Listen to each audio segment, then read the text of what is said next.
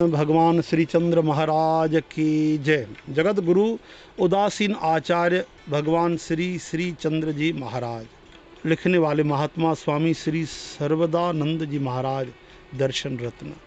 उदासीन संप्रदाय के प्रवर्तक श्री श्री चंद्र जी महाराज का प्राकट्य संवत 1551 भाद्रपद शुक्ल नवमी को तलवंडी नामक गांव में लाहौर से 30 कोस पश्चिम, आजकल जिसको ननकाना साहब कहते हैं, वहाँ हुआ था।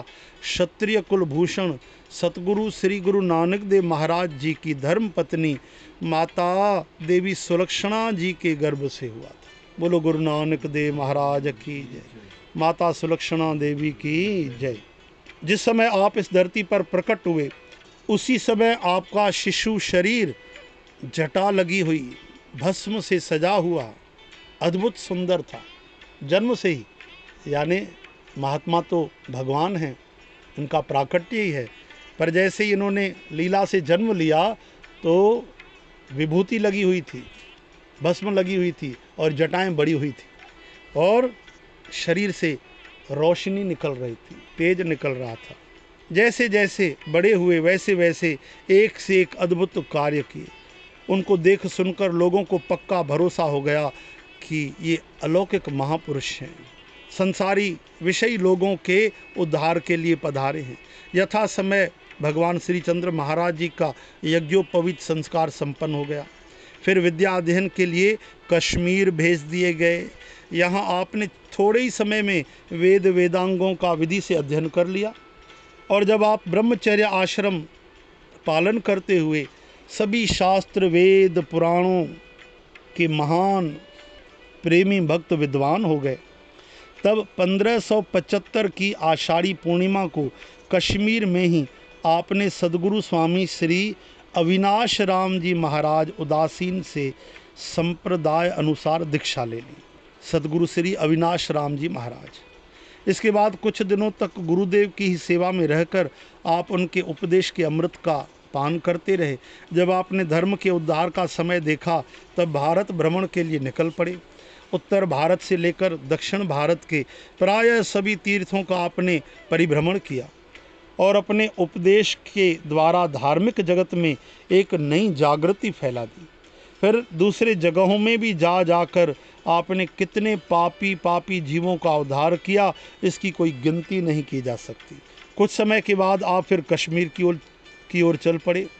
वहाँ जाकर आपने वेद भाष्यों की रचना की। फिर इसके बाद आपका पदार्पण पेशावर काबुल की ओर हुआ। उधर के यत्किंचित हिंदुओं का जीवन विधर्मियों के आग से संकट में भरा था, इसलिए आपने कई जगहों पर अपने योग शक्ति के प्रभाव से, अपने भक्ति के शक्ति से हिंदुओं की रक्षा की। जहाँ जहाँ आपने हिंदुओं की रक्षा की वहाँ वहाँ प्रायः अब तक आपके स्मारक बने हैं। उसी समय सिंध के हिंदुओं पर भी यवनों का बड़ा भारी अत्याचार हो रहा था।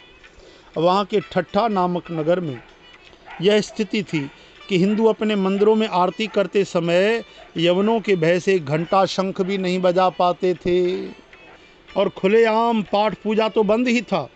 ये सुनकर आप शीघ्र ही वहाँ पहुँचे और अपने योग बल से वहाँ के शासक को परास्त करके आपने हिंदुओं को धार्मिक आज़ादी दिलाई। फिर भक्ति प्रेम कथा सत्संग कीर्तन की बरसात चल पड़ी।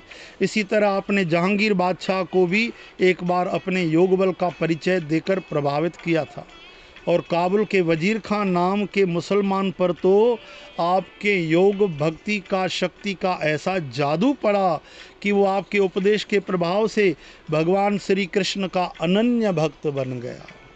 श्री कृष्ण का अनन्य भक्त बन गया और रात दिन पुकारने लगा, हे कृष्ण विष्णु मधुकैट भारे कीर्तन करने लगा।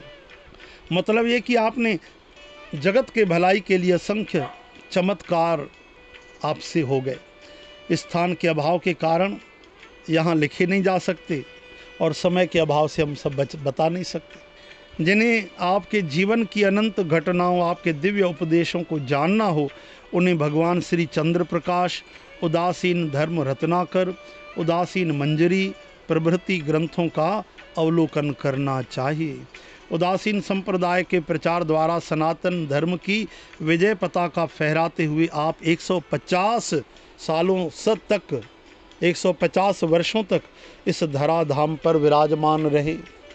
जब आपके निर्वाण का अवसर आया तब आप चंबा की पार्वत्य गुफाओं में जाकर तिरोहित हो गए, अंतर ध्यान हुए, शरीर छोड़ा नहीं भगवान। इसी कारण आपकी निर्वाण तिथि का ठीक पता नहीं चलता। ठट्टा, वारहट, श्रीनगर, कंधार और पेशावर, ये 5 आपके मुख्य निवास स्थान थे। ठट्टा, वारहट, श्रीनगर, कंधार और पेशावर। आपके बाद आपके अनेकों शिष्य भी बड़े बड़े सिद्ध महात्मा हुए और उन्होंने भी विश्व का बड़ा हित किया। आज भी नगर नगर, शहर शहर उदासीन आश्रम संप्रदाय देखने, दर्शन करने को मिलते हैं। बोलो भगवान श्री चंद्र जी महाराज की, राधावर कृष्ण चंद्र की जय।